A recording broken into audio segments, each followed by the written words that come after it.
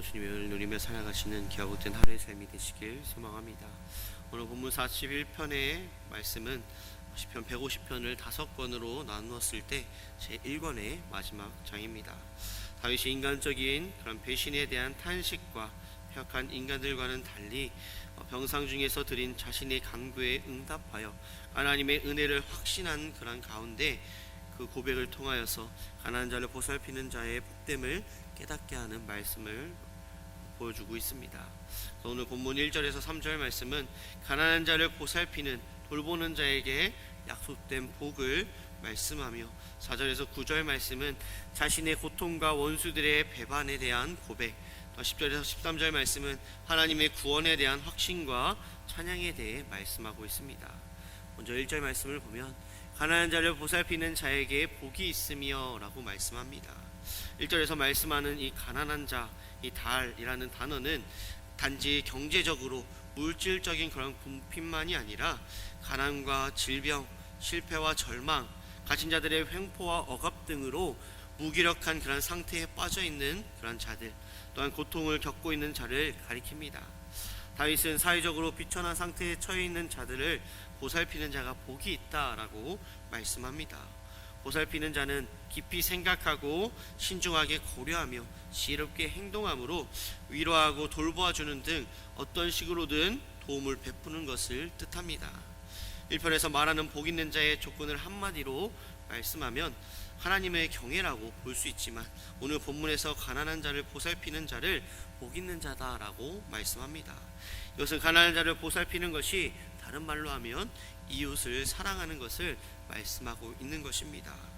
원래 이스라엘 율법에서 가난한 자를 돌보고 구제하는 그런 사회 윤리 책임과 의무를 가르쳤습니다. 그래서 잠언 19장 17절 말씀에 보면 가난한 자를 불쌍히 여기는 것은 여호와께 구워드리는 것이니 그의 선행을 그에게 갚아주시리라 라고 말씀합니다. 이렇게 이웃을 사랑하는 것을 십계명에서도 말씀하고 있습니다. 하나님 사랑, 이웃 사랑에 대해서 또한 이웃을 사랑하는 자, 또한 더 나아가서 가난한 자를 보살피는 것에 대해서 말씀하고 있는 것이 오늘 본문 1절의 말씀입니다. 그러한 자들에게 하나님께서는 복을 주신다라고 말씀합니다. 그런데 복을 주시기 전에 예수님께서 먼저 가난한 자들에게 먼저 다가가셨습니다. 우리는 가난한 자들을 보살펴야 하지만 나 먹고 살기에 바쁜 그러한 삶 가운데 가난한 자들을 돌보지 못하는 우리의 모습을 보면서 예수님께서 먼저 가난한 자들에게 다가가셨습니다. 나병 환자에게 손을 내미셨으며 귀신 들린 자를 고치셨으며 혈류병을 앓는 여인에게 그 고통에 그 응답하셨으며 소경 바디모의 울부짖음에 발걸음을 멈추셨습니다. 또한 예수님께서는 가난한 자들을 보살핌으로써 먼저 우리에게 보여주셨습니다. 그렇게 우리는 이웃을 돌보아 사랑하는 그런 믿음이 되어야 합니다. 또한 예수님께서 그러하셨듯이 우리도 가난한 자를, 지금도 주님을 알지 못하며 고통 가운데 신음하는 자들에게 그리스도를 전하며 돌보는 그러한 믿음의 신앙이 되어야 합니다. 이렇게 가난한 자를 돌보는 자들에게 약속된 구체적인 그러한 복을 우리에게 말씀하고 있습니다. 시편 41편 2절에서 3절 말씀에 보면 여호와께서 그를 지키사 살게 하시리니 그가 이 세상에서 복을 받을 것이라. 주여 그를 원수들의 뜻에 맡기지 마소서. 여호와께서 그의 병상에서 붙드시고 그가 누워있을 때마다 그의 병을 고쳐 주시나이다 라고 말씀합니다. 1절 하반절 말씀에 재앙의 날에 여호와께서 그를 건지시리로다 라고 말씀합니다. 이 약속은 재앙이 오지 않는다는 것이 아니라 재앙의 날, 고통의 시간은 오지만 그날에 여호와께서 건지신다라고 약속하십니다. 우리가 이웃을 섬기며 또한 그것을 보살필 때에 우리에게 복이 있는 것인데 거기서 우리가 잘되면 복만 있는 것이 아니라 우리가 재앙이 힘듦과 어려움, 고난이 찾아올지라도 그 고난 가운데 그것을 이길, 그것을 건지시는 하나님의 은혜를 우리에게 베풀어 주신다라고 말씀합니다. 이것은 고통의 면제가 아니라 고통 중에서의 구원임을 우리는 바라볼 수가 있습니다. 또 2절 상반절 말씀에 살게 하시리니 라고 말씀하십니다. 그를 지키사 살게 하시리니 라는 이 표현은 생명을 보존하신다 라는 것을 의미합니다. 원수들이 그를 죽이려 해도 하나님이 그의 생명을 지키신다 라는 말씀이며 또 그가 이 세상에서 복을 받을 것이라 라는 이것은 땅 위에서도 땅 위에서 행복하다고 불릴 것이다 라고 번역되며, 사람들이 그를 보며 저 사람은 복 있는 사람이다 라며 인정을 받게 된다라는 것입니다. 더 나아가 주여 그를 그 원수들의 뜻에 맡기지 마소서 라는 이 뜻과 같이, 이 말씀과 같이 원수들이 그의 생명을 원한다 해도 하나님께서 원수들의 손에 그를 넘겨주지 않을 것이며, 또한 여호와께서 그의 병상에서 붙드시고 그가 누워있을 때마다 그의 병을 고쳐주시나이다 라는 이 말씀을 통해서 고통의 자리가 안식의 자리로 변환되는 것을 의미합니다. 고통의 침상이 하나님의 임재로 말미암아 은혜의 자리가 된다라고 말씀합니다. 이렇게 하나님께서는 말씀하십니다. 오늘 말씀에 가난한 자를 보살피는 자에게는 복이 있다라고 말씀합니다. 우리 이웃에게는 아직도 잘 사는 그런 삶 가운데 있지만 그 가운데서도 가난한 자들, 먹지 못하며 또한 제대로 된 곳에 자지 못하는 그러한 가난한 자들을 보살피며, 더 나아가서 주님을 알지 못하는 그 가운데 고통 가운데 신음하는 그러한 자들에게, 그러한 이웃에게 예수 그리스도의 사랑을 전할 수 있는 우리의 신앙이 되어야 합니다. 네, 더 나아가서 5절에서 8절 말씀은 다윗을 둘러싼 그런 원수들의 행동에 대해 말씀합니다. 다윗의 원수들은 어떠한 마음이었을까요? 다윗이 죽기를 바랬으며 다윗에게 수치와 욕을 더하기 위해 그들이 할 수 있는 온갖 짓을 다 하였습니다. 다윗이 병에서 다시는 회복되지 못하고 그들이 다윗에게 씌운 그 오명을 결코 벗을 수 없게 되기만을 기대하였으며, 다시 듣기 많이 신뢰했던 한 친구가 그 원수들의 편에 서서 그 악담을 퍼부었다라고 말씀합니다. 이것은 마치 예수님의 이야기와 유사한 것을 보게 됩니다. 예수님의 원수들도 예수님의 죽음을 원했고 위선적으로 예수님께 접근했으며 뒤에서 음모를 꾸몄습니다. 또한 그들은 십자가에서 예수님을 고통을 바라보며 하나님이 너를 버렸다라며 조롱하기도 하였습니다.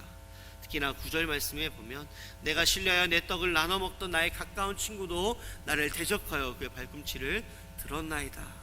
정말 신뢰하던 자에게 배신당하는 그러한 말씀을 보게 됩니다. 내 떡을 나눠 먹던 친구라는 것은 고대 근동에서 함께 식사를 한다라는 것은 단순한 그런 식사 이상이었음을 의미합니다. 그래서 언약적 관계, 우정의 서약, 신뢰의 증표였습니다. 그래서 함께 떡을 떼는 자는 배신하지 않는다라는 것이 그 당시의 불문율이었습니다.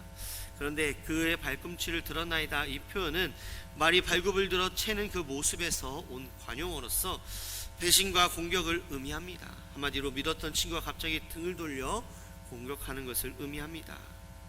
예수님께서는 가룟 유다의 이 배신을 예고하면서 이 말씀을 인용하였습니다. 요한복음 13장 18절 말씀, 내가 너희 모두를 가리켜 말하는 것이 아니니라. 나는 내가 택한 자들이 누구인지 알미라. 그러나 내 떡을 먹은 자가 내 발꿈치를 들었다 한 성경을 응하게 하려는 것이니라 라고 말씀합니다. 유다는 어떠한 제자였나요? 예수님과 3년을 함께 걸었고 예수님의 떡을 먹었으며 예수님을 랍비라 불렀던 자였습니다. 그런데 그는 은 30에 예수님을 팔았습니다. 그래서 가룟 유다의 배신을 오늘 본문에서 미리 예표하였음을 또한 바라볼 수가 있습니다. 근데 여기서 더 놀라운 것은 예수님은 유다의 배신을 아셨지만 그럼에도 불구하고 그에게 떡을 떼어 주셨으며 떡을 건네시면서 그를 내쫓지 않으셨습니다. 이것은 예수님이 무기력해서가 아니라 성경이 이루어져야 됐고 하나님의 말씀, 하나님의 그 구원의 계획이 진행되는 과정, 그 섭리 가운데 하나였다라는 사실입니다. 한마디로 예수님은 원수까지도 자신을 파는 그 제자에게까지 그 사랑을 베푸셨습니다. 우리의 이웃사랑도 이러한 이웃사랑이 되어야 함을 말씀합니다. 원수까지도, 나에게 핍박하는 자들에게까지도 사랑을 베풀 수 있는 우리의 신앙이 되어야 함을 말씀합니다. 가난한 자들을 돕는 것도 있지만 더 나아가서 원수들까지 사랑하라 라고 말씀하시는 예수 그리스도의 그 사랑을 우리는 기억하며 또 그 사랑을 전할 수 있는 우리의 삶이 되시길 소망합니다.